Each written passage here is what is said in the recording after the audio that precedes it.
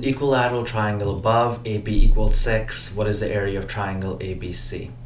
Alright, so how do I find the area of a triangle? Let's start with that first. Area of a triangle is area equals, let's get this out of the way.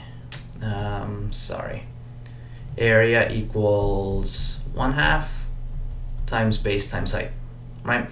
And if you don't have this, it's nice to have these simple formulas memorized, but if you don't, they do give you some of these basic formulas on the first page of your math section on the test, so you will have this particular formula.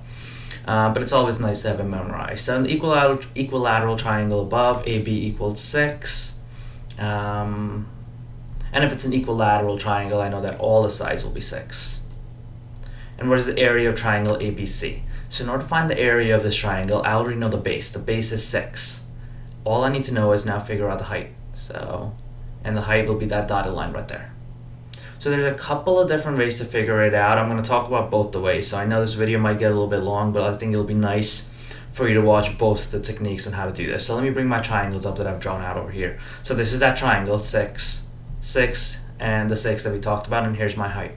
Right, so now when I have this height right here, I'm drawing it in exactly a straight line, even though that might not look like a straight line, but that's supposed to be an exact straight line. So when I do draw that, I form a 90-degree angle right there. So what I've done right there is that 90-degree angle is right there, right? Now, this side is 6. This is a height that I don't know. And this right there, so if I cut this perfectly in half, that'll be 3 and that'll be 3, because that'll just be half and half. So there's a 3 right there. Now what I have here is a right triangle, and I can use a squared plus b squared equals c squared to figure out this side over here. Or that a squared plus b squared equals c squared. Again, that Pythagorean theorem is given to you, but it's nice to know what's happening there. I'm going to draw just a pseudo one over here. This might not, try my best. There you go, kind of straight, right? So here's my a, there's a b, and there's a c, and the formula is a squared plus b squared equals c squared. So let's take that over here now. Now my A and B, they're interchangeable, so it doesn't matter if I make this side, this one of the legs A, or this one A, or this one B, B doesn't matter, but the C is always the longest side. So that'll be 3 squared, plus that question mark, let's call that x squared, which is the height, equals 6 squared. So now let's solve for it. 3 squared will be 9, x squared obviously just stays, and 6 squared is 36. Now let's subtract 9 on both sides, and x squared will equal 36 minus 9. What's 36 minus 9? Should be 27? 27? Yeah, 27. There you go. And then x will equal square root of 27. And it's nice to have this simplified or rationalized in this case. So 20 square root of 27, let's take that over here. Think of two numbers that go into 27. And where one of them is a perfect square, and that's square root of 9 times square root of 3, because 9 times 3 is 27. And now square root of 9 is just 3. And square root of 3 can't be broken down any further, so that's 3 root 3. So now I know what the height is right there. Height is 3 root 3. So that's 3 root 3. So let me bring that red pen out, and let's take that back here. So we know that that height is 3 root 3. So I know what the base is. The base, we said, was 6. The height is 3 root 3. And we can now figure out the area. So that'll be, let's see where I can do this. I had to take, that looks messy too.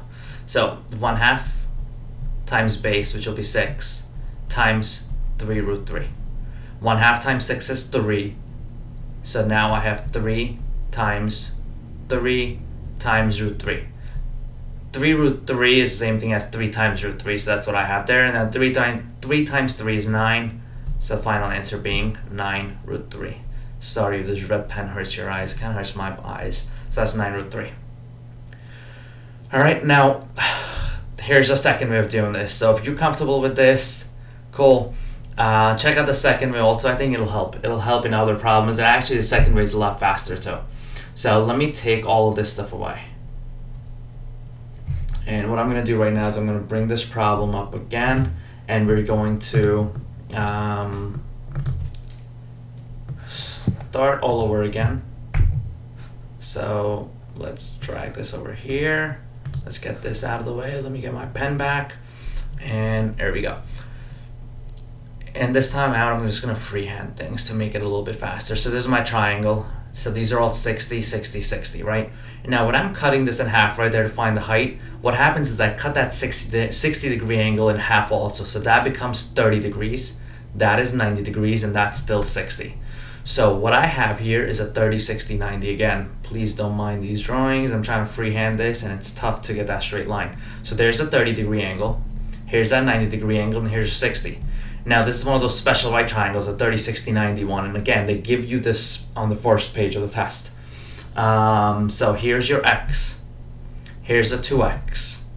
And here is x root 3. So they'll give you this on the test again. Now, if I'm going back to this, remember we said that all the sides here are 6, 6, and 6. But now when I cut this in half, this became 3 right here, right? Because if I'm cutting this in half, that's 3. And this gets double, and that matches up because that side is 6, because 2 times 3 is 6. And then my height simply here is just 3 root 3. So look, I don't have to do a squared plus b squared equals c squared. I could just use my special right triangles rule to figure out the height, 3 root 3. So now I know my base right there is 6, because that's a total of 6. And the height right there is a 3 root 3. And then again, I can just do 3, 1/2 times base, 1/2 times 6, right? 1/2 times 6, which would be my base, times 3 root 3. 1/2 times 6 is 3. And then 3 times 3 root 3 is 9 root 3. Same thing that I got before.